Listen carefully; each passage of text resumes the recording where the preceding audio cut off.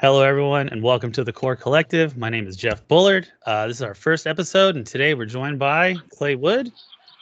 Hey, everyone. Patrick Booth. Hey. Nik Madison. Hello, everybody. And last but not least, Brandon Weber. Hello. Like So the bottom of basically, the fish tank. what happened is a bunch of us just topped at an event last weekend, and I guess we decided to do a podcast. So Nik won the Saturday event, the 300 Modern.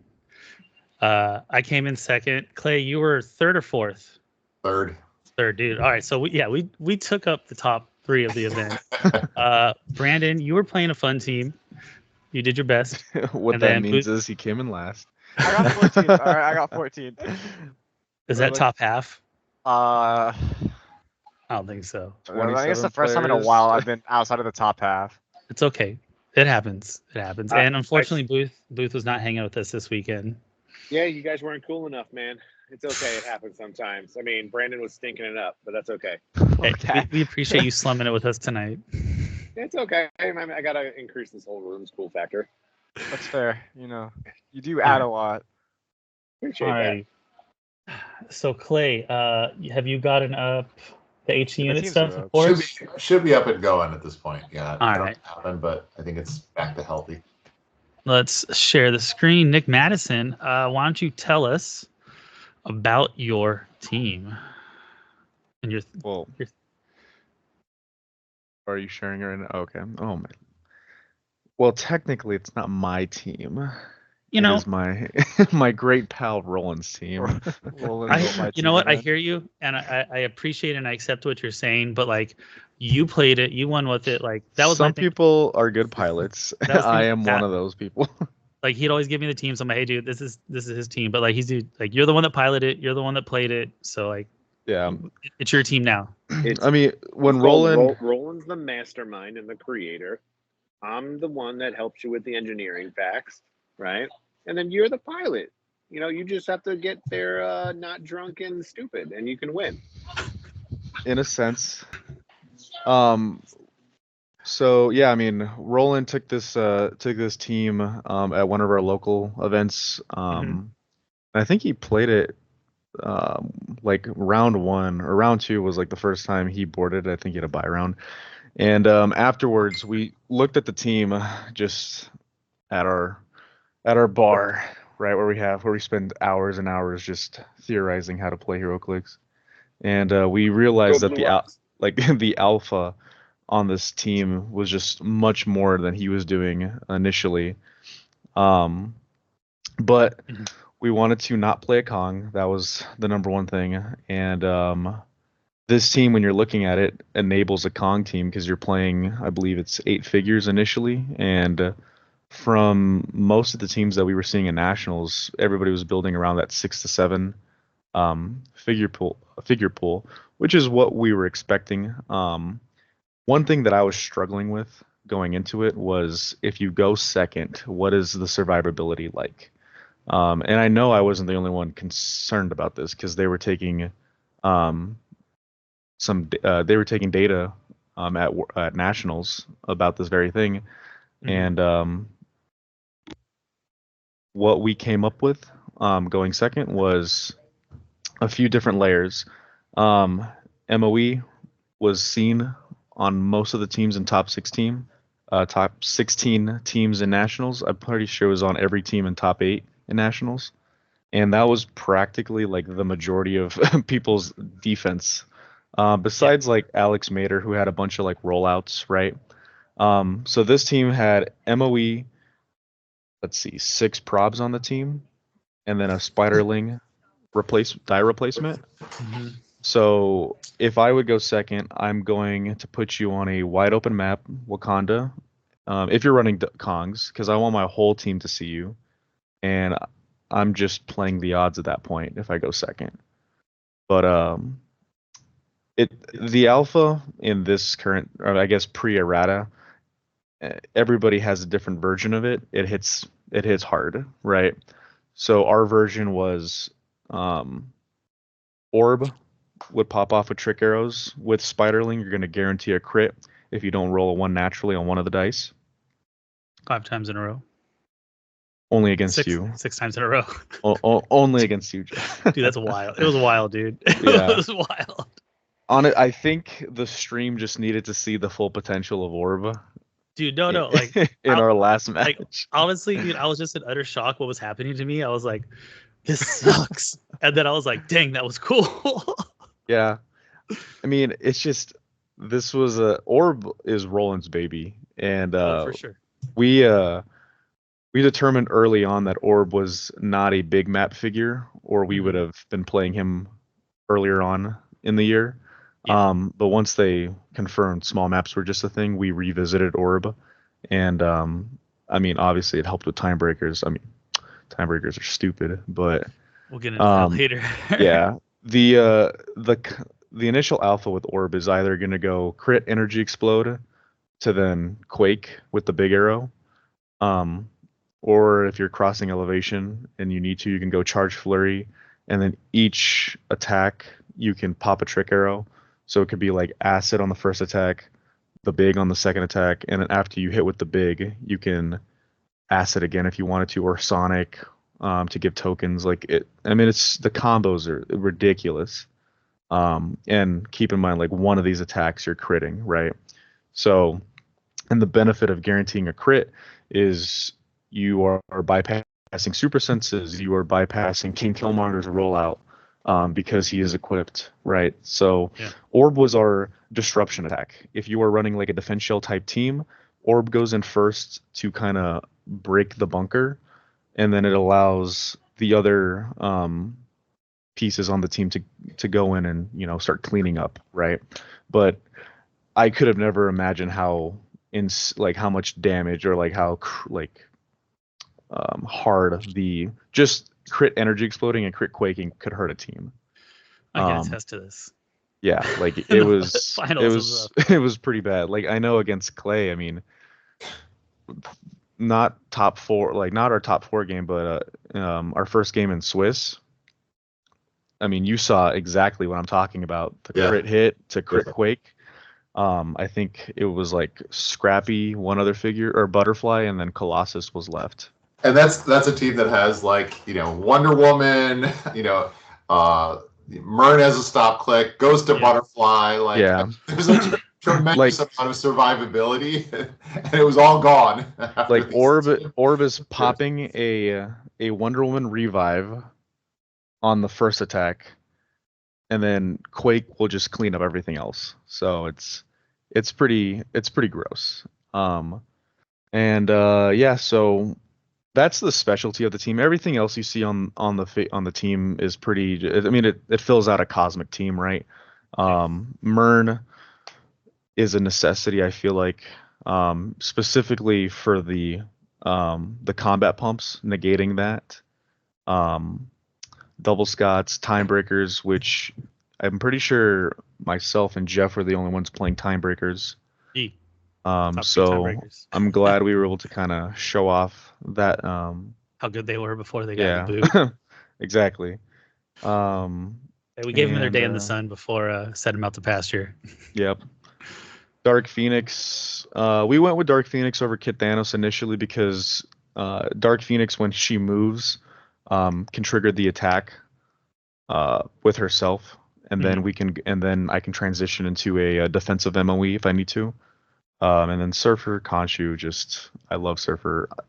Surfer is my piece, because obviously I ran 4 in the bronze tournament, so it's like I love Surfer. But and then there's so many cool little combos, right? Like with Orb, if you crit miss, or I'm sorry, if a character crit misses, you can once per game make that roll a crit hit, and then you get rid of his trait, which is fine. Like if Orb goes in, does his thing, and then another piece later on crit misses, like you've already utilized Orb to his potential. Like you don't need that ability anymore.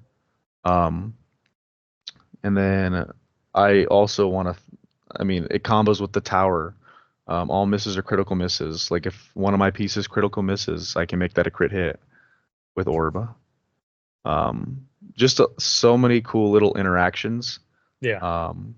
That I really wish we got to play the team a little bit more, but I'm glad it had its day in the light. Oh, very cool. Very cool. I have a couple questions for you, Nick. Yeah. How many times did you win the map roll? How many times did you win initiative?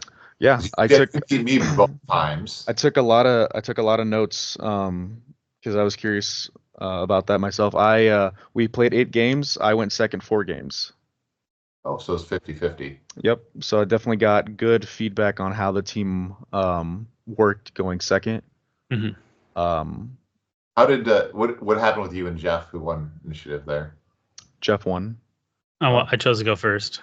But going into our game, I feel like I had I knew how to approach Jeff's, because you had Colossus as an equipped attacker and then a Kong, right?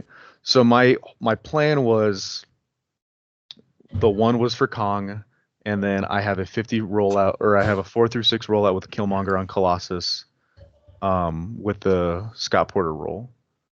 So it was like, I have your attackers covered. It's more of just, can I survive the King Killmonger roll? Yeah.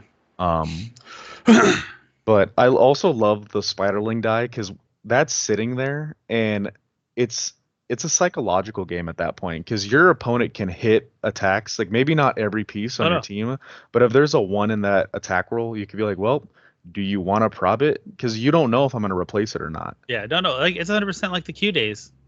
Yeah. Psychological warfare. Yeah. Speaking of Q days, we'll get to that in a little bit. Yeah, saw that. Nice. Do you feel that any part of this team survives post erratas? Or do you think you just got to go back to the start, go back to the board and start new? No, I like things are, just to jump in real quick. Yeah. The main things are trick arrows. You can only use 1 per turn. And then, of course, the time breakers can't move out orb anymore.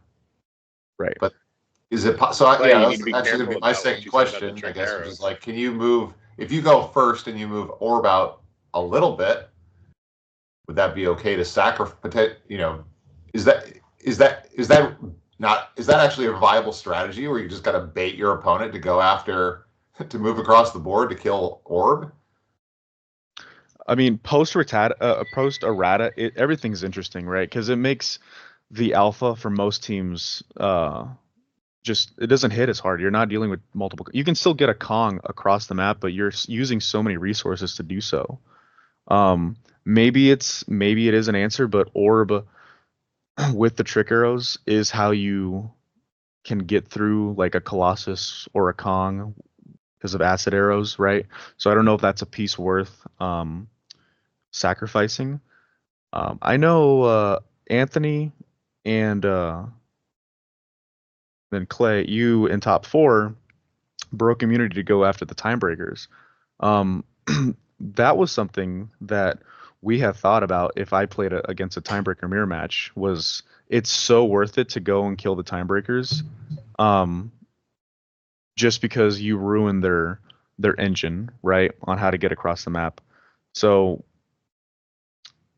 moving orb up, I don't know if or breaking immunity with orb, I don't know if I would want to do that, just because like if they did send a Kong over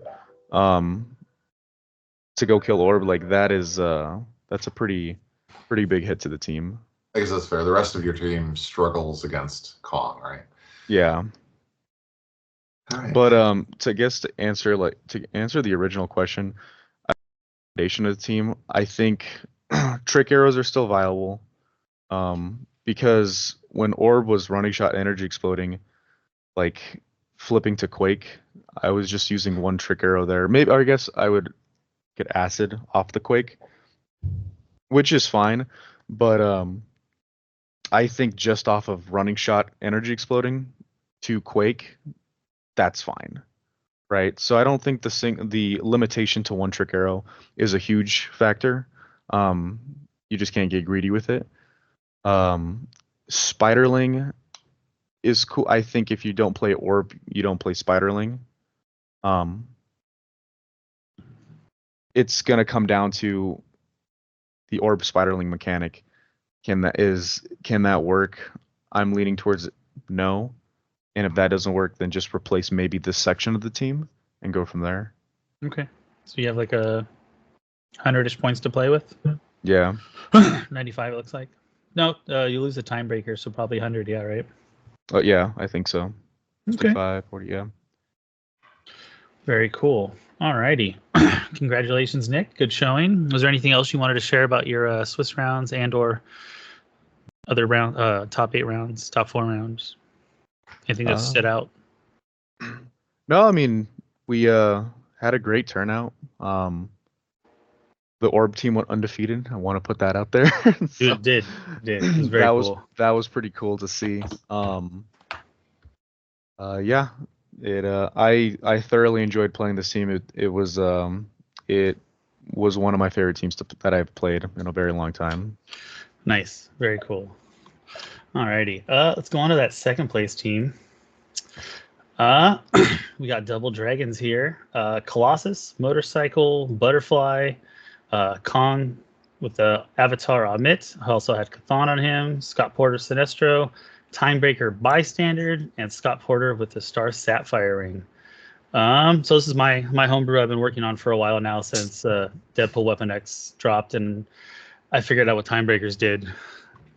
They're so good. Banned, sad bear. But yeah, it's Colossus is so good, man, and the swing he gets. What I was able to do with the Timebreakers, like you guys can see it on the games that I think it was Alpha Strike streamed, right? The mobility that the Timebreakers just generates and the swing that you get with Kong and Colossus. Like I could get Colossus 4 squares for zero actions. It's autonomous, but it costs me nothing, right? Then he just goes, right? So team worked out very well throughout the day. The Butterfly turned into Mern every single game. Mern was like the saving grace of this team because it created the shell that I could protect if I go second. Like that's what I practiced almost for like 3 weeks straight, was just going second. Because like I knew if I go first, I can get there. I can do what I need to do, except for against Nik. But like I know I can get there. But going second, that's what I was working on, and that was the struggle that I came up with the team. Is I know it can get there, but the defend, like I couldn't defend. I kept dying when I went second. So Butterfly Mern was the answer to all that. And yeah, dude, the team worked great. I'm sad that it probably won't be able to get played again. The Timebreaker was a huge mobility mechanic of it. But yeah, dude, I had fun all day. I went 3-2 in Swiss. I came in as a 7th seed, and then fought my way to top 2. So it was good. I played Anthony. I played Jackson top 8. He was playing something very similar to you, Clay, and he came out. He whiffed, and then I was able to get him. And then I played Anthony in top 4. He did something similar. He came out with his mystical team, Mern. His Arachnite with 11 attack on my 21s was really rough, so he went after the stuff to kill, and I was able to get the Arachnite and the other stuff on the team, and played Nik in the finals. And man, I hadn't had a game that hard in a while. I haven't been beaten down that hard in a while.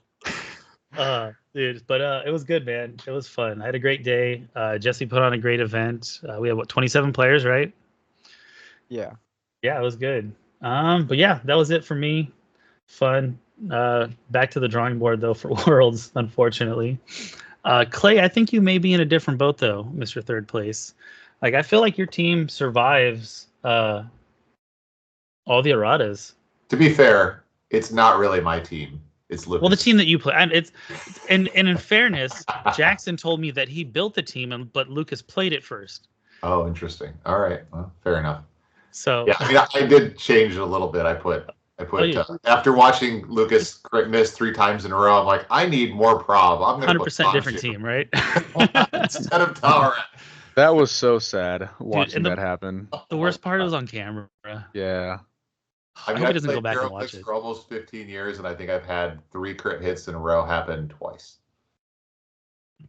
I mean, like there's only been on camera, right? What we've seen, but how many times has it happened that we haven't seen? Fair. Like, it's just probability, right? And it's just unfortunate that it happened on camera. I mean, You know how low the probability is? No, I know, but like, you know how many like games of HeroClix are played? Like eventually, the probability is low, but because there's so many games played, the probability is not super low. Well, that's what I'm saying. Is like it taken me 15 years to see it happen only twice, and I played a lot of HeroClix. Yeah, that's fair.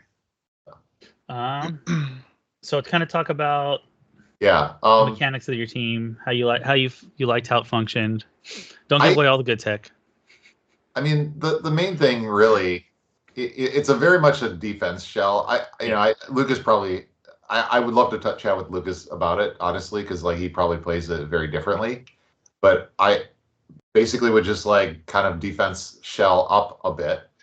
The real thing is like Butterfly plus Mern is really kind of disgusting, and I don't know why, for whatever reason, like other players didn't seem to notice this, and maybe Jackson did, but like you can pop out a Butterfly on turn 1, pop out a second one on turn 2, and between the because they both fly, they both have sidestep. Between all of those, you can get them both all the way across a small map at the beginning of turn 2, and use Mern to mind control without any restrictions due to Colossus for 2 targets.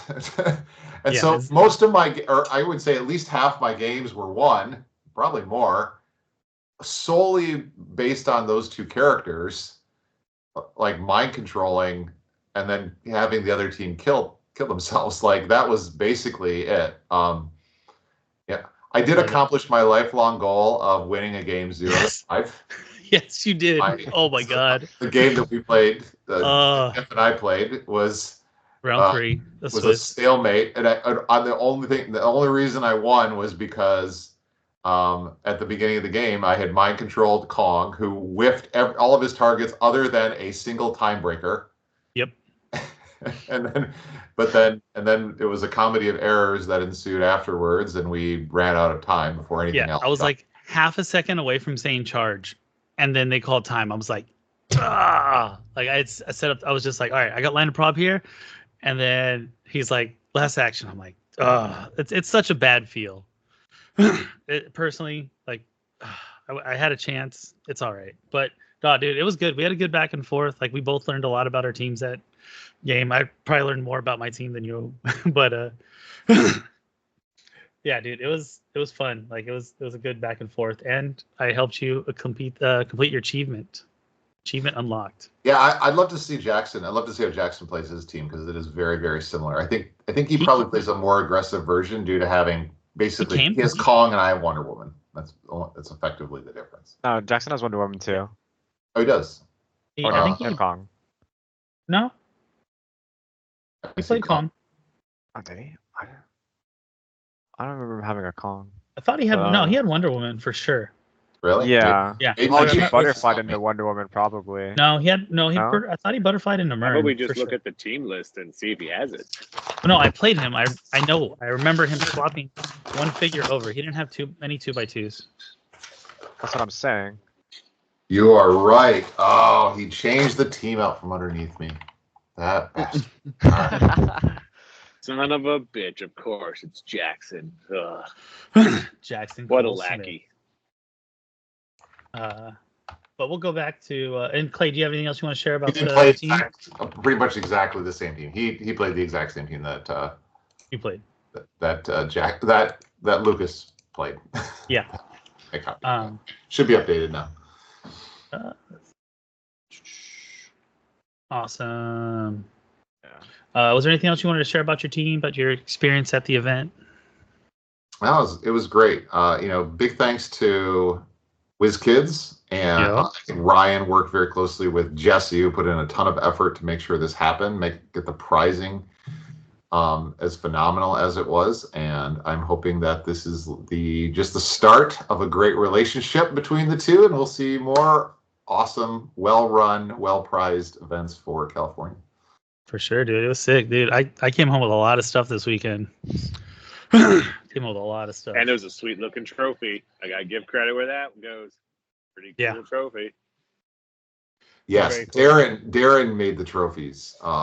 He is really good at the 3D printer thing, and he did some really awesome stuff. Yeah, no, the 2v2 trophy was awesome. All right, let's check out Mr. Anthony Barragon's mystical team. I've seen this before. Looks very similar to the second place team at Nationals. Yeah. Yeah, I mean, I think the one thing that's worth calling out is Elsa. The Elsa Prime is really, really good. I certainly learned a little bit about that in my game in the 2v2 the following day. Yeah. Great piece with trick arrows. Really, really brutal. Yeah. No. Yeah, it's definitely a good little combo there. I like it. Jackson's playing the same team as you. Julio playing some unthemed stuff, which was cool. Peacemaker, nice. Oh, this is the one where you once per game move all characters that don't have immune 2 squares in the same direction. The big thing is the first trait that you know. I think he saw this as an opportunity to ensure you don't get completely wiped out if you lose map roll. But turn 2. Oh yes, this is the one that does the. Would that trait only trigger if he stays on the map? So if you like one-shot him. No, I asked that. If you one-shot him, the trait still triggers. The problem is it's after resolution. So if you have an orb that destroys your entire team, and they're and then and they're all dead by the time you do resolutions, it doesn't matter. Yeah, it doesn't matter. Well, that and another thing, it's not protected pulse wave, so you can pulse wave it, and then that won't trigger the trait. So that's what Julio did to me. I think he moved mid map with Peacemaker, Surfer, and another figure. Yeah. I pulse waved first, and then Surfer goes in and double taps. And I mean, we looked at it. It's 60 points for, like, there's a lot of figures in the environment that can double tap within the same action, like Hawkeye, Surfers, right? Arachnite, yeah. Orb. So it's anything with trick arrows. Yeah. So it's a cool trait for sure, but I think there's just a lot of answers in the environment for it.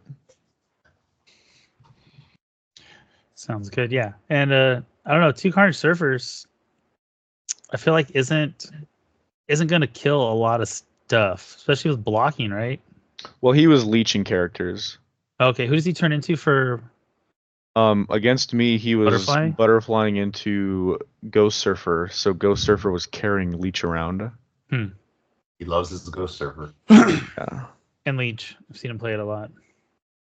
All right. Very cool. Good job, Julio. 6th place. Miss Alyssa McNeil playing the camo special, but her 60 points is Butterfly, which was pretty cool.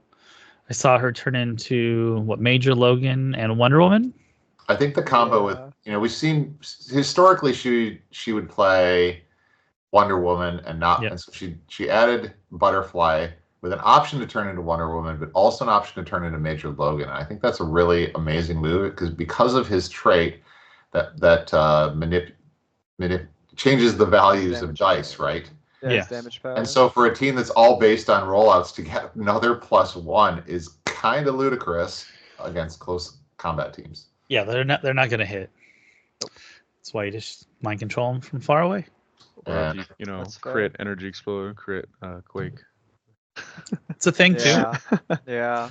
Yeah, you can't APOC roll out the crits. Right. No, you cannot. Well, and it's range attacks anyways, so. All right, then last but not least, Double Kong with Ben. One of the things I wanted to call out was I was very proud that Ben cracked the top 8. I think he's a fairly new player. Yeah. And he's been consistently right on the threshold. And so it's awesome to see him moving up the rankings and making the top cut.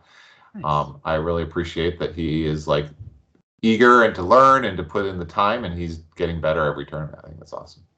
Nice. Yeah, when I played him first round in top 8, he did everything. He did everything correctly on how to pilot that team. It just came down to rolls. So yeah, he's I don't know him personally, but yeah, he's a solid player. I think I think he's gonna definitely be one that we see more frequently in the top cuts now. Nice. Very cool. Let's give Brandon a little bit time and it's chilling. Boo. And check out this super cool celebrity Get team out he of played. here. No one wants to see this kid. God. I think this is definitely a more post errata team that can do a lot of stuff. Tell us about it, Brandon.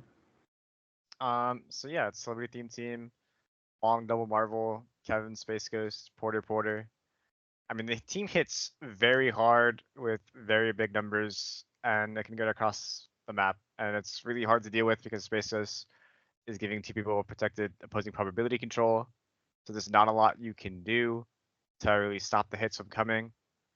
Yeah, and Wong has precision strike, so it's great against the Kong before the errata, but after the errata, because he also has exploit, like Kongs just die very easily.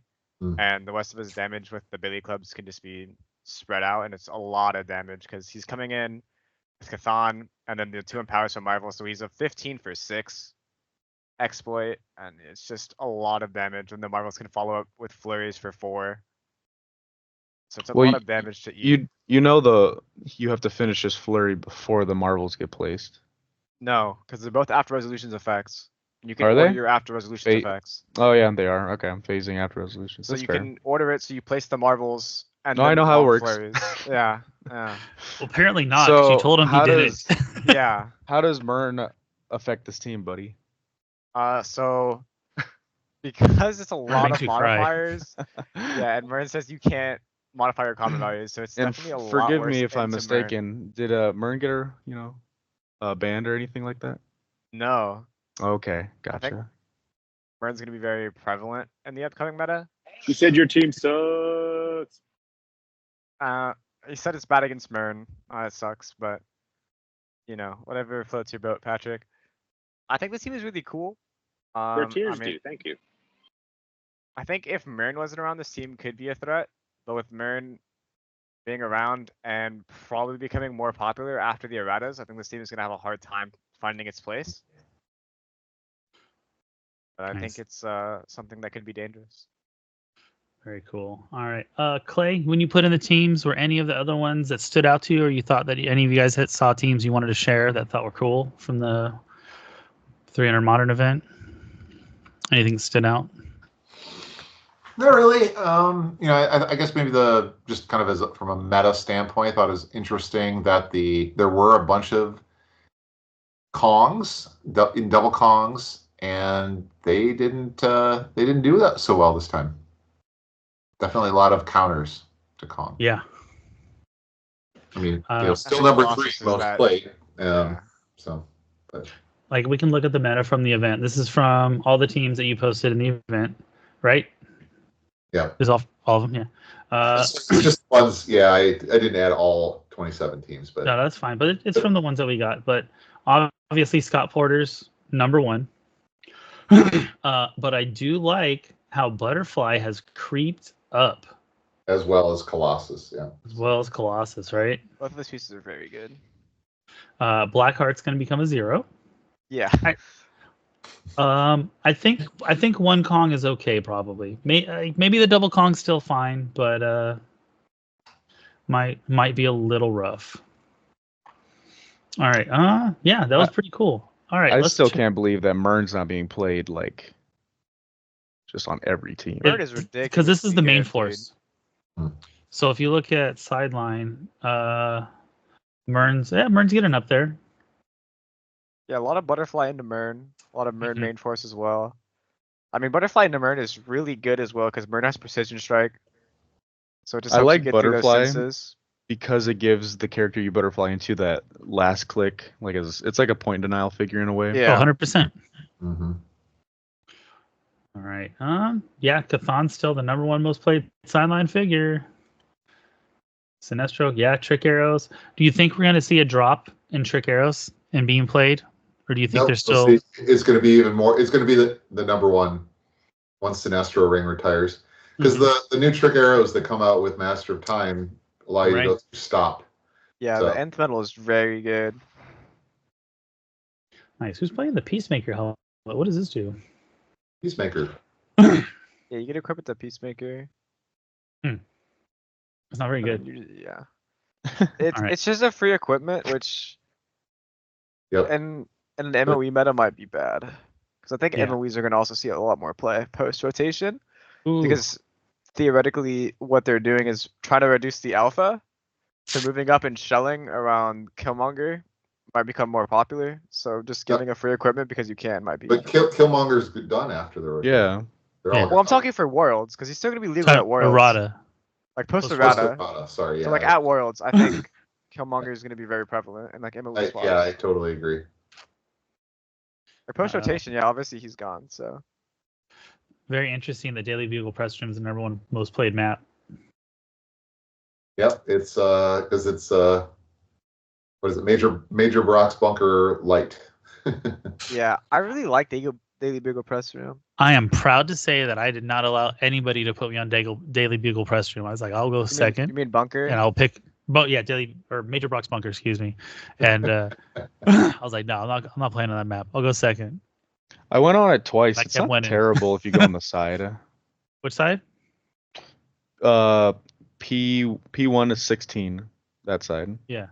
Well, If for you you- st- Yeah. yes, if you there's split your nothing to force- stop you, so If you split your force there and you can shoot out one of the walls like early on in the game, you have access to both sides of the map. Okay. Yeah.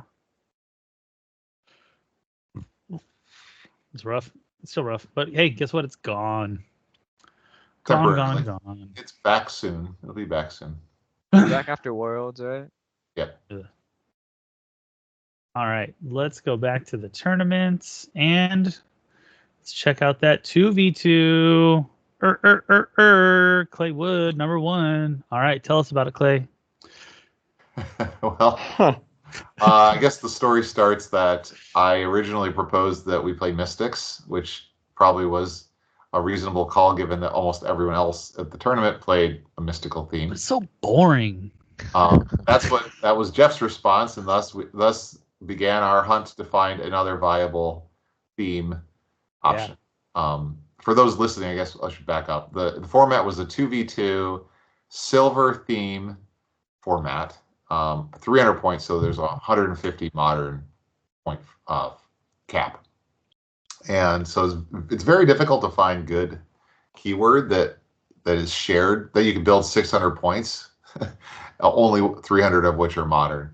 And Mystical, I think, was definitely the most viable, but we decided to go a different route.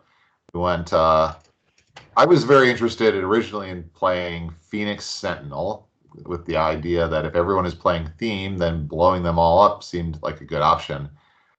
Adding Mern to him to be able to see through anything, but in order to give him energy explosion, you really need Mad Jim, and that brings you to a 160 modern, and just didn't work. So the night before the tournament, we basically switched it all up. Yeah. This was the team. The Thanos team was. The Ultra Chase Thanos team that you see here is what Jeff was going to play. I decided that I'll play that instead, and we built another team, picking the other Thanos, the Legacy Thanos. Jeff has had a lot of experience piloting this, and that's why we had him play it. But yeah, it was like, I don't know. I'm playing it now, going back and playing it. I don't know if I've actually ever played it post errata to where I have to switch each turn. It was a little bit of a challenge, but still very strong, obviously. It is, but with Mern, so it was a little double-edged sword, right? Because it was with Mern, I can shoot through and see other characters, but it was a lot more limited on monsters than I thought it was going to be. Like, not all the good mysticals have monster, apparently. Like, I could get Kong, I could get Blackheart, but the rest of them I couldn't really get. Kong's hard to kill. I got to tap him 4 times. So I kind of avoided the Kongs with it. But yeah, dude, team was fun. Like, we did a good job building it. It's very similar to like the original-ish build. It's kind of similar to the original build, but with extra mind control this time. You got the extra perplexes, you got your barrier, but the butterfly again was the saving heart of this team. It's just extra hard stuff to kill. I wanted to Mern every single time.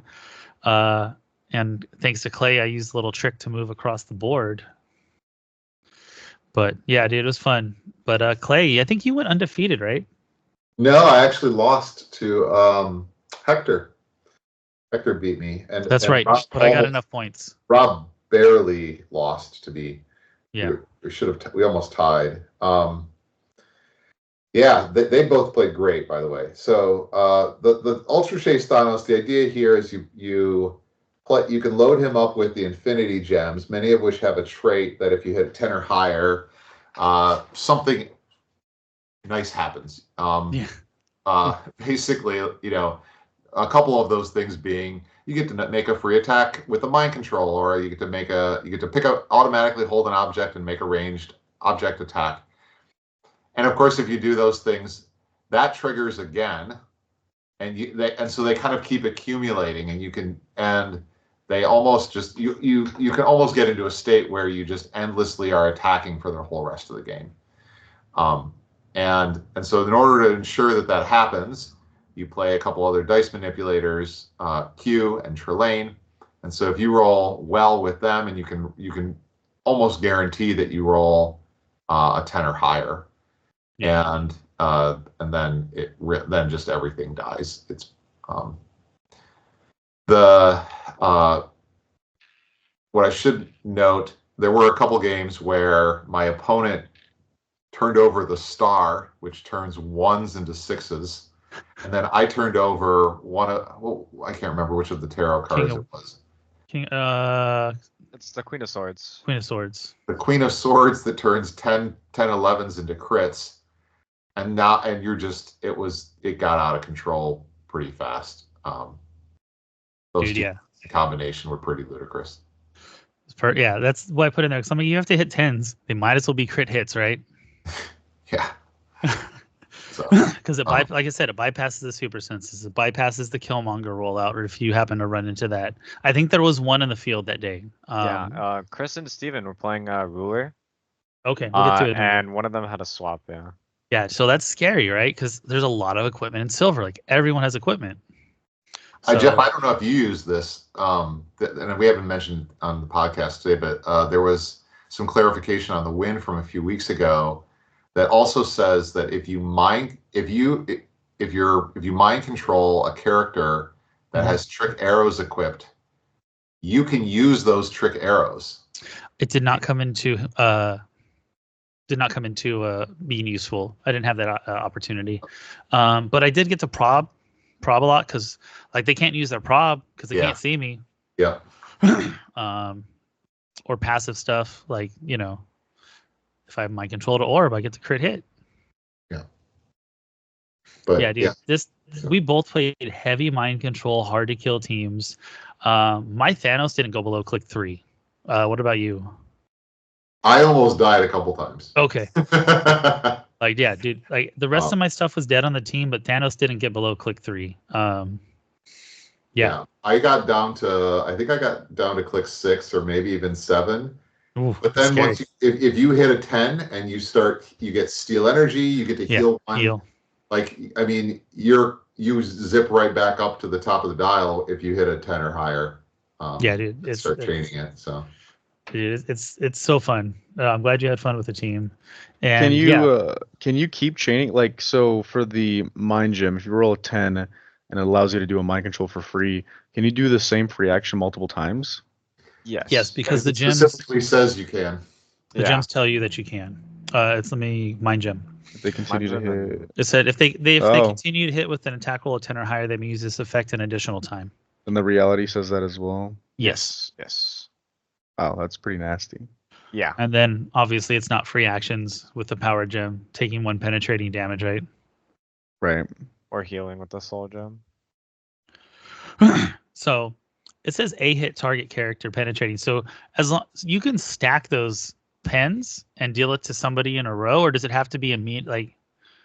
Yeah, you can stack them. Yeah, anything who is a hit target during the course of that whole attack. And then you can just deal pen all at once and just nuke them. Dude, that's crazy. That's fun. But it's not, or just ping 1, then make an attack, then ping 2 more. You can totally choose the order that all of these resolve, and so as long as they were hit, they can be pinged. Dude, oh wow. Dude, yeah, I was super excited. I'm gonna be honest. I was super excited to play this team.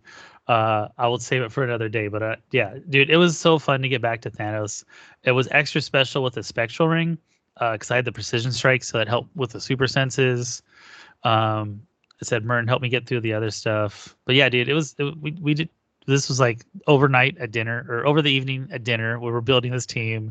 We had to go pull everything. Like, thank goodness, Clay, you're organized. I appreciate it. My God, it still took us forever. Brandon also pointed out pointed out something that was very useful to me during the course of the tournament too, which is that for characters who have a soul sword, that doesn't apply until the opposing resolutions. Mm-hmm. So even if you hit somebody with the soul sword, they don't get the heal until after all of the chain stuff resolves. Yeah. So you basically can use that and the penetrating damage to kill something before the soul sword triggers. Mm-hmm. They're like, what about my soul sword? You don't get it. Thanos says so. They could do the 2 damage. Dude, so good. Yeah, if you're on top die, you have invincible, so you just reduce it. Yeah. Love it. I love it. Yeah, it was a good call. It was a good meta call. Play the Cosmic. Yeah, dude, it worked out great. Dude, everyone was like, man, I wanted to play that. But I'm like, well, you didn't. Played Mystical. Speaking of Mystical, let's look at Phoenix Nest, Sexy Time #1, Richard Medina. He's B, actually. Sorry, I don't know too. I don't know if it matters. And then, so he played Agatha, Kong, Blackheart, the Porty one, Tri-Sentinel, Felix Faust, and Spirit of the Game. Oh, I got 35 points. I lied. Yeah. So, dude, I played Richard in the finals, man. It was rough. Richard is a very good player. Like we have a good back and forth, but yeah, he was able to get to me when most people weren't, and like I lost on points, but fortunately Clay was able to go off and we won the round. Alyssa was playing. I didn't even know. Okay. Oh, she's playing Big Boy Blackheart, AK, Wonder Woman, TK and Venom, Madison. What's this one? Okay, Replex, right? Mm-hmm. And a Wendigo. Yeah, this just is very soft, just a passive damage from Thanos. And when you mind control everyone, you just get all the feedback mystics damage. Putting Chthon on Blackheart is so disgusting too, because he can basically take actions to force himself to create guards. To sack the guard to then keep going. Yeah. Well, that sucks. Yeah. Dude, the first time I saw that, I was like, dude, that is gross. Yep, it's very smart. Very smart. All right, cool. Some more mystic and ironic. Like it was Rob and Hector looked like the team that we were building, right? Initially, or was it Alyssa? Yeah, it was Rob and Hector, right? We'll get there in a second. Oh, Gladdy Daddy, I love it. This is one of the calls. This is the ruler team. Medusa, good call. Kong, Supreme, Mephisto. Okay, nice. Enchanted Crowbar, I love it. That is personal fave. Nice. Yeah, we didn't have the pleasure of playing them, but good job, guys. They had 200 points. Starro? Yeah.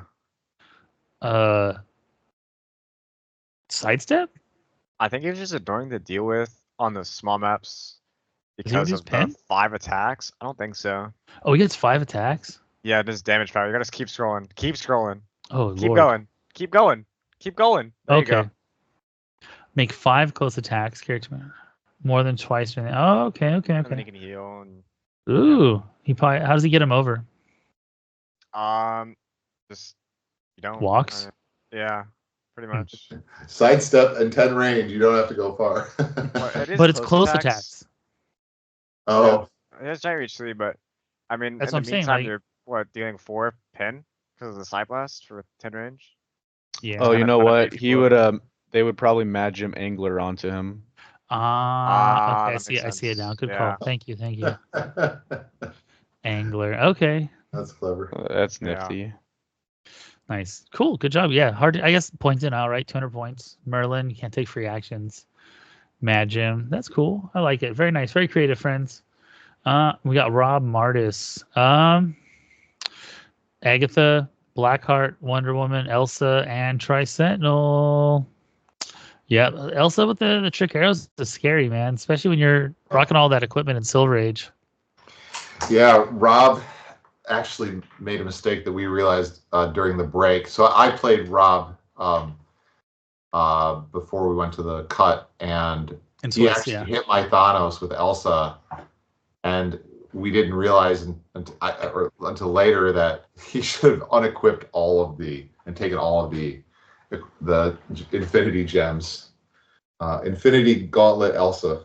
Damn. That would have been wild. Yeah. So pretty hard to come back from. He totally should have beaten me. And Hector did beat me. The two of them played amazingly well. They played very well. I was watching some of their games, and I'm like, they're playing very well. They did play. Yep. Yeah, it was.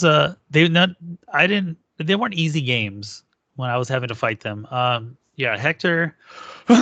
Hector was hard because he had Kale, right? So anyone within 3 of her can't have their opposing character's combat values modified when they attack him, right? So I got tons of reflexes on Thanos. So like I'm trying to mind control people to get to her. The people he keeps close to her have Battle Fury, so unfortunately I can't get to it. But it took me 3 turns to kill the Kale, and then I kind of start chipping away at things as I port around with Thanos. Luckily, he had a few more monsters on his team, so I could get a couple shots while moving around. But yeah, no, it was good. And then Rob, again with the Agatha, man, it's hard. I was playing 290?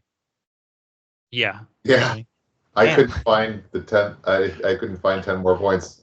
I think he said he was playing. I don't know. He couldn't. There's nothing else that's 10 points that he could put on there. Yeah, because everyone's equipped, right? Yeah. And he's a lot of modern points, so you can play like Traffic Barrel or stuff. You can't. He could have done Traffic Barrel, but then. No, but that's modern, right? And he has 150 out of 150. Yeah. So womp womp. I don't know what he could have done. It's like this team, I don't need to fill it up with. Yeah. Go short. It was a very good team. Yeah, moving also, if you go back to all Hector's the way team, across the map, it's pretty damn good. Dude, Hector's team was also very good against Clay's because he was playing the Doom that die manipulated. Yeah. So it was the die manipulate off. Counter die manipulated. Yeah, and I was watching that game, and I was like, dude, that one was super scary for you, Clay. I'm not gonna lie. That one looked terrifying. Yeah, it was a tough game, and he beat me. So. Yeah. He played it really well. He's like, I'm not going to worry about Thanos. I'm going to go kill all the other guys. Yeah, no, he did. And then he played it perfect. Nice. Yeah. Anything else you guys want to remember from the event? Like another big thank you to Jesse for hosting. Dude, great event. Like everything worked out great. Yeah, Anthony Barragon was there to help with the judging and stuff, made everything easier. So yeah, dude, I look forward to going to the next one. It was good. It was good. Yeah, one of the biggest events we've had in a long time out in California. 27 players is great. Yeah, no, it was good. Well, like I said, WizKids made it worth it. Yeah. That was definitely better than WKL pricing. Because with WKLs, I'd walk away with 1 Connelly and 3 of the ones in like the plastic, right? Yeah. I think I walked away with. Wasn't the Brood the participation yes, price? So everybody got like a brand new Connelly. Yeah. For playing. So I ended up walking away with like 2 Broods, King Arthur's, like what was it? Colossus, Iceman, Old King Thor. Yeah. And I think there was 1 more in there. Like it was, dude, I walked away with a lot. On top of Iconics Iron Man and a Kong. Yeah. I think one Fellowship too. You got the Chase booster that everybody wanted. Pulled Major Logan out of the Chase booster. I grabbed the wrong one. And Gambit, right? Gambit, yeah. And then the Pog, the good was Gwenpool. That was what the second best Pog to pull probably. Yeah, and then walked away with the Death Superman Iconics, which I heard is, I mean, I don't have it. It's hard to get a hold of from what I've been told. Yeah. Yes. Definitely the hardest of the Iconics to get, I think. Yeah. Those retail Chase exclusives, retail Iconics exclusives. Yeah.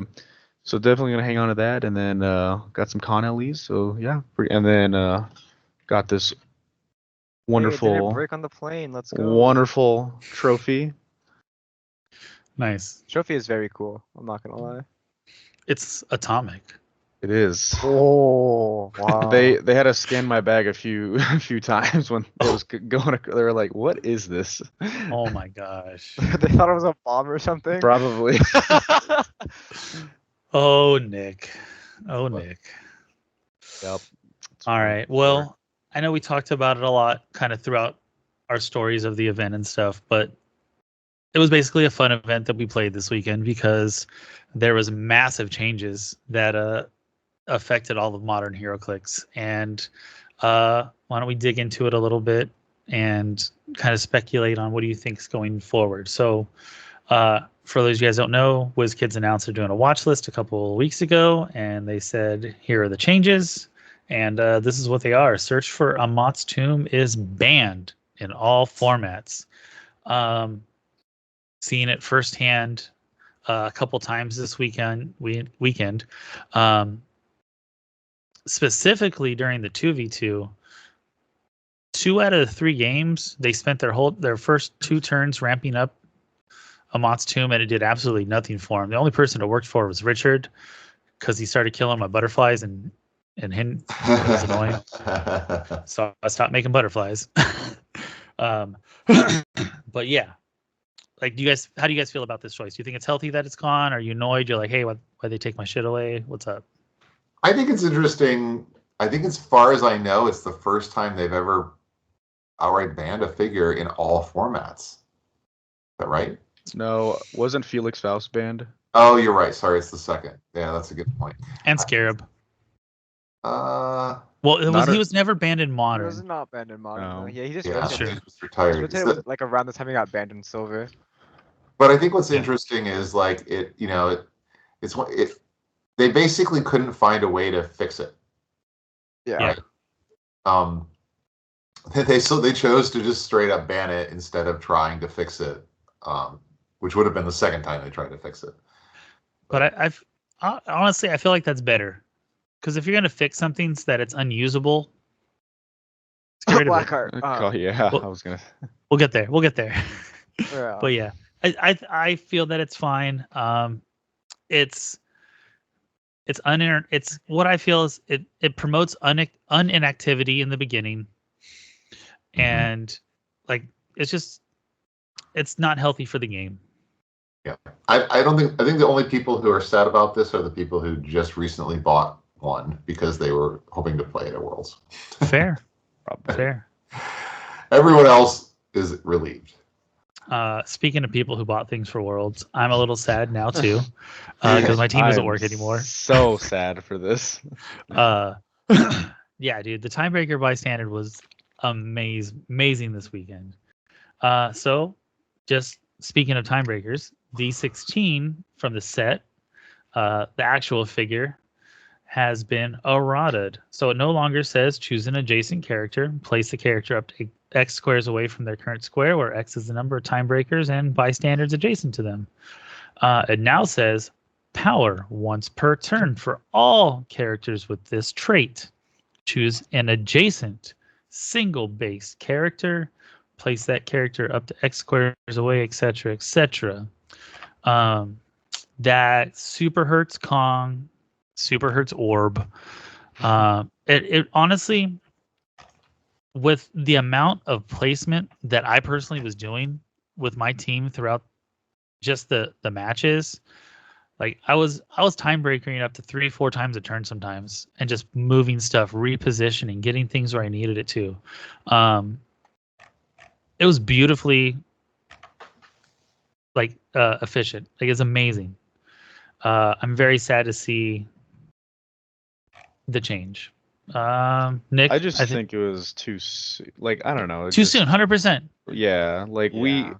because it was.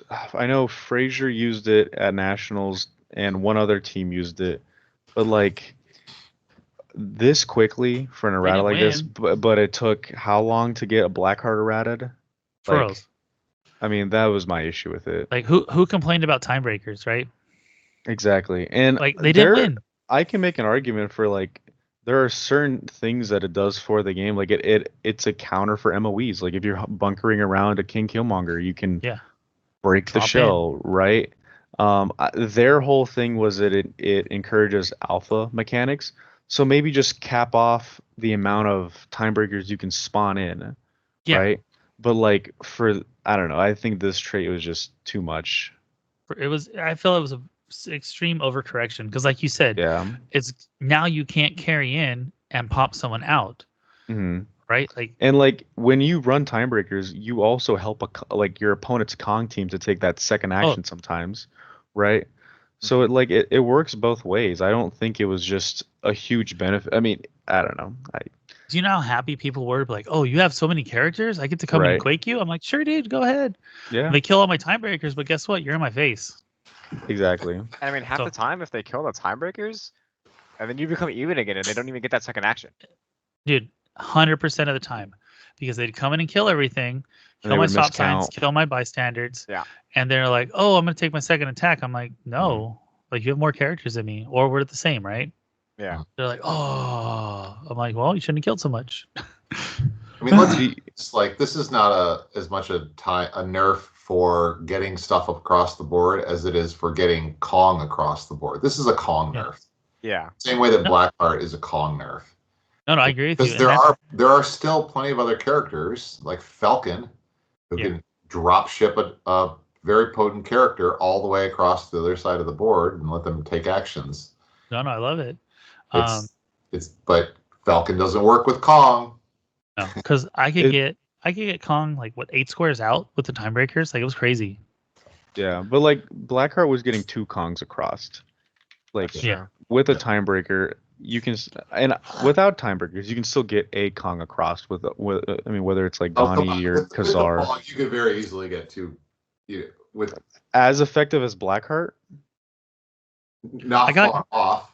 I got Colossus. Jeff can get Colossus and Kong across the map with his timebreaker pog, because he generates 2. But he has +2 speed or +1 speed. What is it? I had to plex up Colossus a bit for movement. My issue with timebreakers is the player running it. I think it inadvertently slows their turn down. Yeah. Because there's so many moving pieces to like. Moving figures to because they're all autonomous. Yeah, I think that's probably the biggest issue. They shouldn't be autonomous. Yeah. I don't know. I was quick with I thought we were done with autonomous. Yeah. I know, why would you bring that back?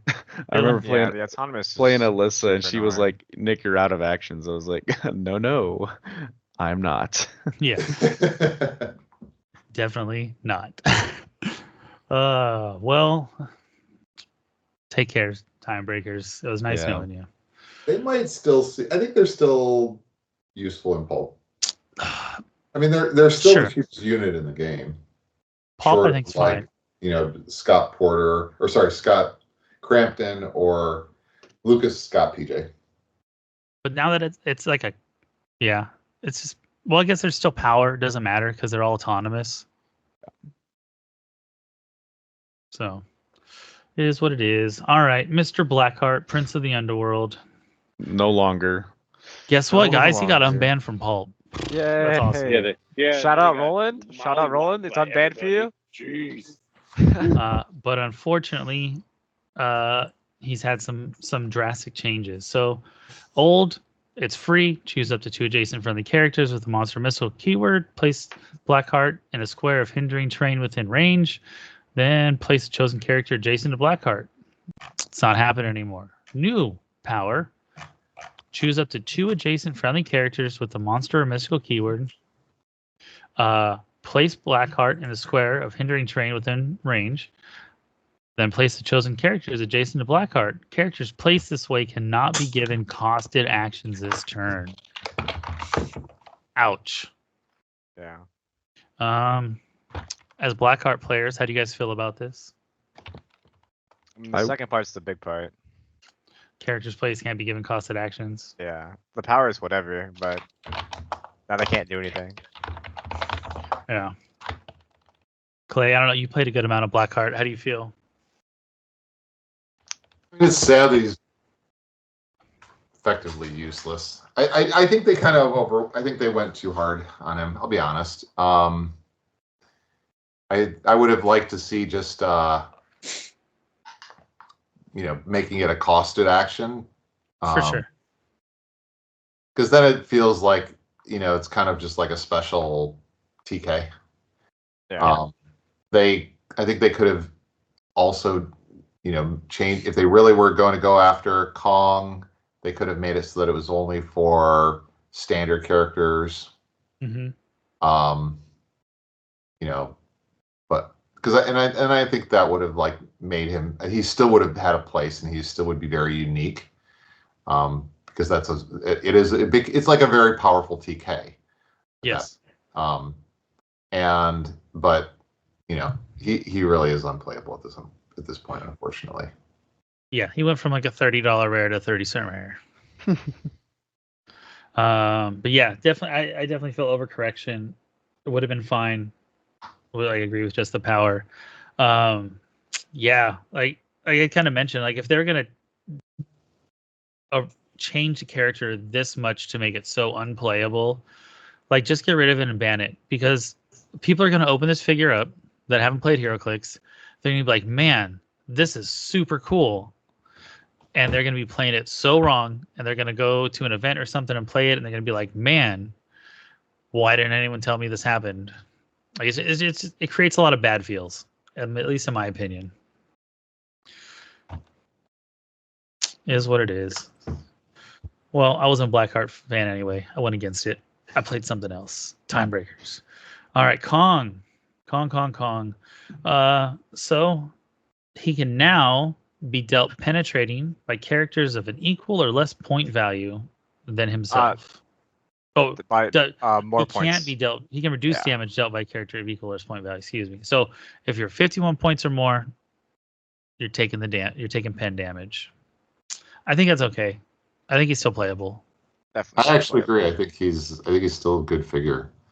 Because like if you look at the figures that are above 51 points that deal penetrating damage that are relevant in our current competitive play, like sure you can put a colony on anybody, but I don't think that's the best move.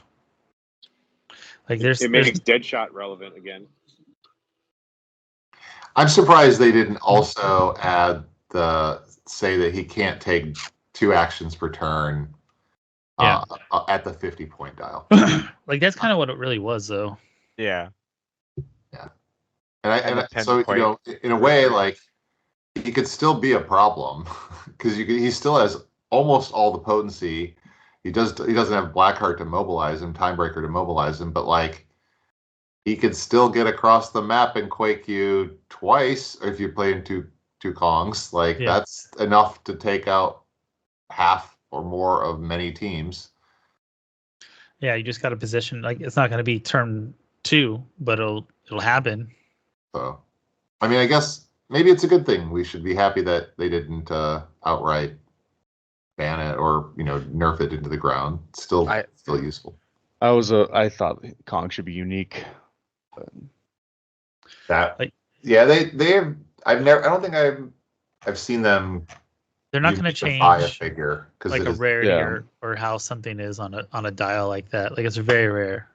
They're not going to make something. They're not going to make anything unique because we talked about them making. What did we originally talk about them making? Scarab unique, right? That's what we originally talked about. If you made him unique, probably wouldn't have been a problem. It's just running the multiples of them, right? So, alrighty. Last but not least, we have. Oh no, not last but not least. We got 3 more. Poison Ivies. So her new thing is for all friendly characters with this trait, you generate a plant hindering terrain marker within 4 squares. So not each one gets to do it. It's only 1 per turn.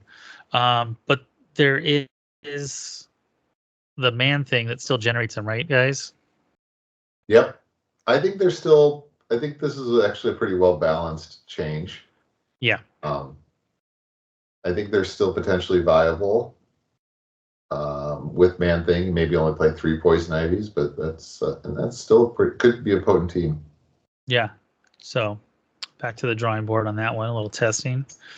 Have any of you guys played the Poison Ivy team against it or actually piloted? Played against it, yeah. What are your thoughts? It can definitely be overwhelming. I think having Mern on the team is a little cushion because now they get the replacement values, but it's not 5 damage they're smacking you for. It's like 3. Yeah. So it's a little bit more like you can palatable. take the Yeah, you can take the damage a little bit easier. Okay. But yeah, I think so if Mern is close to them though, if Mern's on the other side of the board, that. Well, the idea is their first player, you have to just, you're You breaking alpha them, immunity yeah. and Mern them immediately. Yeah. Charge. Yeah. Because the whole gimmick of this team was to stay in their starting area. I think the transition from big maps to small maps was enough to hurt this team a little bit. Yeah, definitely. So. Yeah. All right, nice. Nik, trick arrows. It's once per turn, as we talked about. Mm-hmm. What are you thinking? Fair? Too much? No, it's fine. Yeah, I think it's okay. Still playable? Yeah, I agree. Especially, and we talked about it briefly. Like the new trick arrows that are coming out are very good as well. Good. So I think this, like Clay said, this will replace the yellow ring, the Sinestro ring, whenever the set whenever rotation happens. Yeah, especially with Killmonger being gone, easy peasy lemon squeezy. Just because like acid arrow and the no stop clicks, like it's answers. Whenever you're building a competitive team, you always want to have multiple answers to teams, and having trick arrows gives you answers. No, for sure, I agree. Like that's the Swiss Army knife is the way to win. All right, last but not least, Major Brock's Bunker is temporarily removed from the map list. At least for Worlds. I think that's good. Dude, just looking at it, such a horrible, like it's so bad. Like it brings back King's Tomb and Ancient Hold feels. I think it's a great map. Yeah. I think we need more maps like this if they're going to be small maps, because you need to give people an opportunity to like not die if they go second. The problem is that there are no other good maps like this. And so the reason this is removed temporarily is just mainly due to accessibility. It's very, which I think is. Go ahead. Well, I was going to say, Chiclay, I think that's actually a good thing that WizKids saw that, where they were like, you know what? I agree. I think they agree with you, and I also agree with you, Clay, where it's like it's good to have map variety, but it's not good to have items inside of the environment that should be more widely distributed, right? Because win map events are pretty easy to gain access to, right? That just a select few have. And I think that it was a good choice for them to be like, you know what, we're just going to not allow it for Worlds this year so that it gives people, like, was it the 3 months where we don't get to play HeroClix because of the fall? There's no big events, right? Yeah. So I think that was good on them to kind of recognize that it's not a problem. It's just a problem of access, like you said. I mean, I would like to see, I think WizKids needs to like make better maps. And here's an example. I showed some people. Can you bring up HC units again, Jeff? Yeah. So they've what they've been doing is they have been taking older maps and kind of like truncating them down to 16 squares and re-releasing them. But I'm not convinced that they're doing a really good job picking the spots on the maps. So if you go to the new Masters of Time, scroll to the bottom, to the Master of Time maps. I was looking at I think the Temple. I can't for the life of me think of it. I can barely think. All right. I can think of one situation when I ever want to play this map, because here's what happens. So if I lose, let's say I get to pick the map, my opponent gets to go first. Yeah. If I put this map down, or if my opponent put this map down, I would immediately pick the bottom side of this, knowing that the opponent has to go on the top, where every other square is separated from the others. Dude, I know it's so bad. It's one of the worst design maps I've ever seen. There's only a couple spots where you can even put pairs of figures. Yeah, like it's rough. And so I would never play this map. Yeah. This is just asking to get completely screwed over. Why would WizKids waste ink printing this map? No. There's a couple maps like that. I feel I'll make a point to bring it up, but no, I agree with you. Like there needs to be a better thought process about creating maps. And yeah, just reprinting is not doing it. So do a search for the temple, because you see the older version that it's based on. Indie Click? No. There you. Oh, dude, yeah. There's so much better sections of this map they could have picked. Right? Like the bottom half. They could have just picked the bottom half and it'd be totally fine. And then you have a good map. Oh my God. Why did they pick the crappy section that they picked? It just doesn't make any sense to me at all. Yeah. I don't know, man. Anyways, sorry, that's my rant. No. I agree, man. So this is why actually I applaud Major Brock's Bunker. It's at least a new map, and it is solving like a need, because WizKids is kind of dropping the ball in terms. I will say, if you look at some of the other ones, they do add a good variety of elevated and stuff. My concern with Brock's Bunker is that if you look at it, there's just, and I know Roland and I talked about this. There's a lot of places where you can block transitioning squares without actually blocking transitioning squares, and I just feel like that's, I don't know, they're trying to cheat the transitioning squares. Like if you go on like J10, right? Yeah, no, I mean that completely blocks off that, right? So it's like, what's the point in having transitioning squares right there, or C what is it, C7? I don't know. Yeah, like put an L here and an L here. Yeah, and then you're done. And yeah, it's very hard to navigate.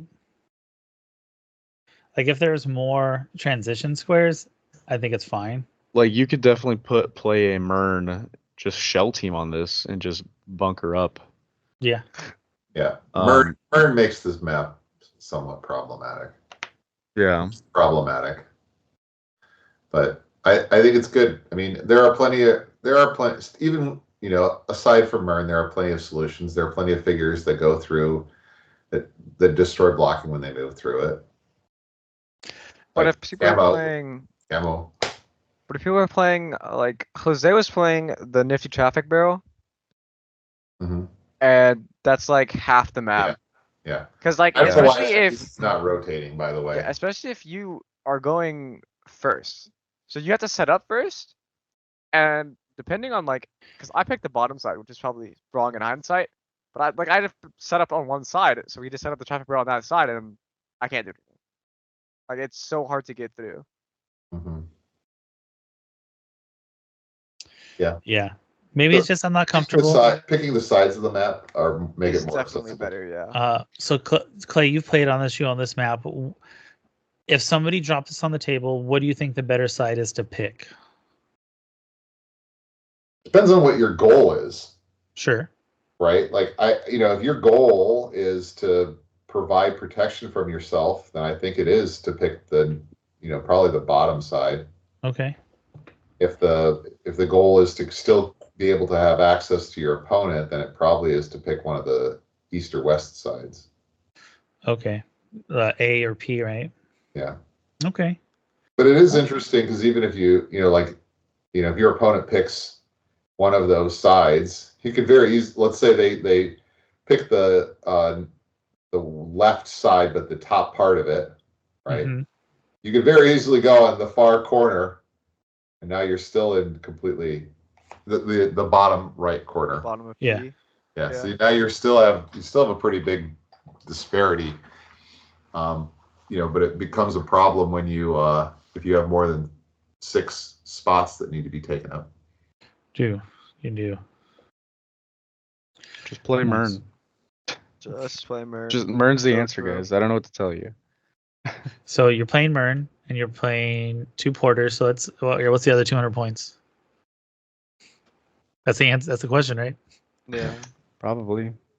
And the map is probably also more problematic because of the terrain markers. I still think it's kind of ridiculous that you could drop terrain markers literally right next to every of the opponent's starting area and block them into their own starting area. It is silly. Like if they would have kept it the same rules as objects, where you have to be so many squares out. Clay's upset of that, but then he does that to me. Oh no, of course. Yeah, you have to. Like, I think it's one of the best moves in the game. I love totally doing it. foil. I've had it happen to me. I do it to people all the time because you can. Yeah, especially if they have a TK or just block the line of sight. It should be that they have to be at least 3 squares away. I think that would have been fair. Yeah. Less oppressive. Yeah. Well, on a higher note, as we have to adjust to these changes, we're all getting ready for World, or most 5 of us are getting ready for Worlds. Booth, you're going, right? Yes, I am. Yeah, sorry, Brandon. Next year. Kill all those battle royale guys. Gentlemen, before you guys go on to this topic, I do have to bow out a little bit early. Aw, say hi to Izzy. And a lot of work you need to do putting in your Worlds team, so you don't want to reveal any secrets. I got 4 weeks. You can't put in work without Roland and I, and we're halfway pro stands. It's fair. Patrick likes to take a lot of success for what Roland does. You know what? I take 45%. It's my cut. He shows up on Patrick time, which is 4 hours late. And 25. That's it. Hey man. So I got to keep it real for everybody else to know so everybody knows what me and Roland put up with. But funny. Thank you, Jeff, for having me on here. Thank you, sir. Congrats again. Alrighty. Let's talk about the Kevin trade-in. So if you bring Chase and a card, Chase and the matching card from Marvel Studios' next phase, there'll be sign-ups and places you can designate the waitlist, and then you guys can get your Kevin trade-ins. Looks like Saturday, September 14th, between 4:30 p.m. and 5:30 is for the waitlist people, but it looks like they'll be doing it throughout the weekend. I got mine extra Chase to trade in. You guys, Clay, you got extra Chases? Yeah, I'm looking forward to get rid of my second Dancing Zemo. What a travesty. Yeah. Ironically, I feel like people are going to trade in enough of these bad chases that the value is actually going to go up because the number of them are going to go down. It's going to be funny. Watch. Like $30 Zemo all of a sudden is going to be an $80 chase because there's none of them out there. Yeah. Let's see. All right. They have HeroClix. Let's see. Where's the dates? I think this is the pricing for the main event. Entry fee is $20. Everyone. The schedule is at the bottom, but yeah. Yeah, we'll go over the main event first. So it's Modern Age 300 points, only the 16x16 maps. $20 entry fee. Participation prize is at Parademon. Those top 32 players are going to get a Brood, Captain America Pegasus, and that Mermaid Batman. That's okay. Top 16 is going to get all those top 32 prizing, along with Cyclops, Iceman, Venom Goddess Symbiotes, and King Arthur Camelot. So that's pretty much equivalent to what we walked away with for winning. Right? Yeah. Which is pretty cool. Top 8 is going to get all that sweet top 16 and top 32 prizing, along with a Masters of Time Jurassic booster, a Cowback, Superman, and is this a new Gingerbread Man, or is this the one that was out a couple of years ago? Probably been out a couple of years. Okay. Yeah. Just checking. Top 4, we get that old King Thor, Steppenwolf, which is new, Marvel Studios' next phase retail chase booster, and a Deadpool Weapon X. It's a retail chase booster. It's what it says on the box. It's the same thing, just with a different name. But it says chase booster on the box, I thought. I don't know. It's over there. Second place. It does say retail chase booster on the box. Okay. I was like, I can read. Second place is going to get all that cool prizing everyone else got, along with a Deadpool Weapon X factory set. and a Masters of Time booster brick. So you get technically 2 Jurassic boosters. Nice. Yeah.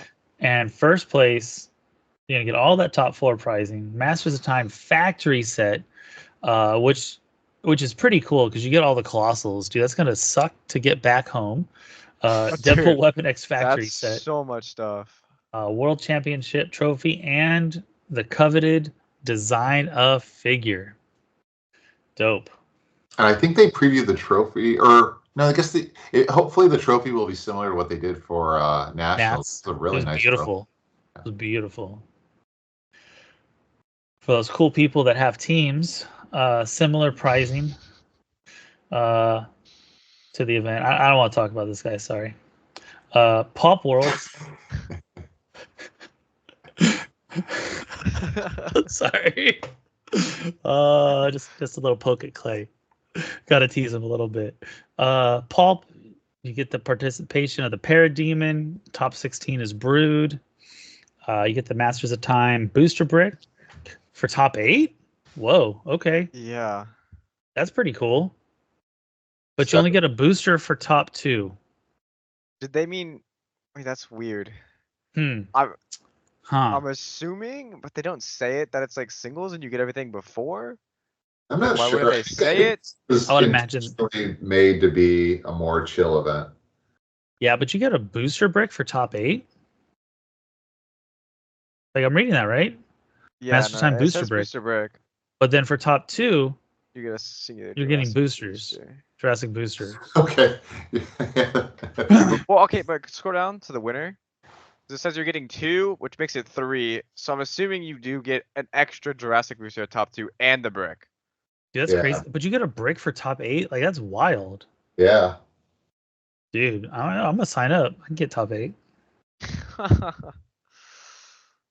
Bring your orb. Yeah, right.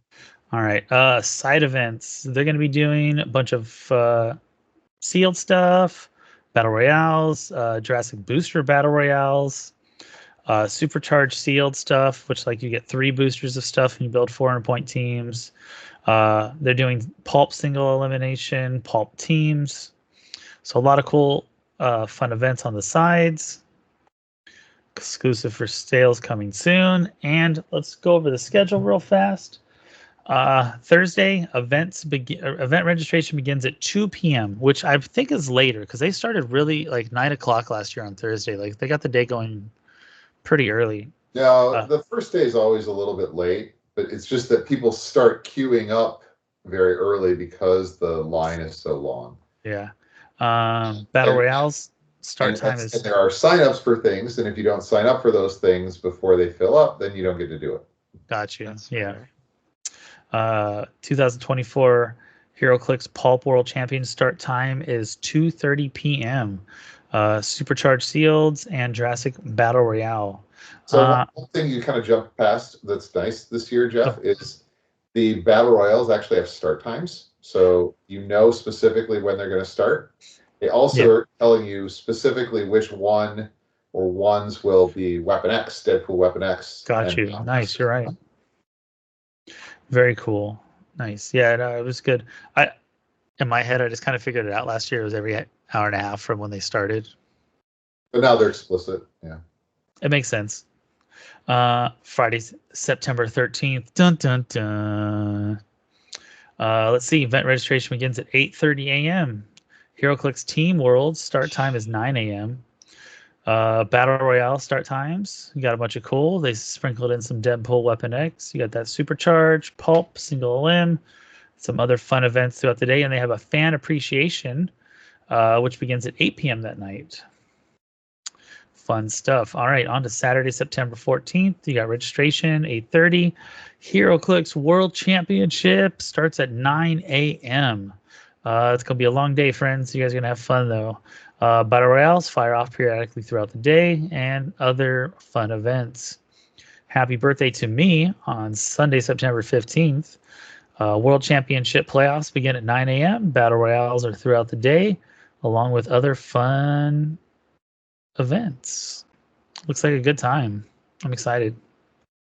Well, until next time, don't forget to practice rolling your dice, guys. Take it easy.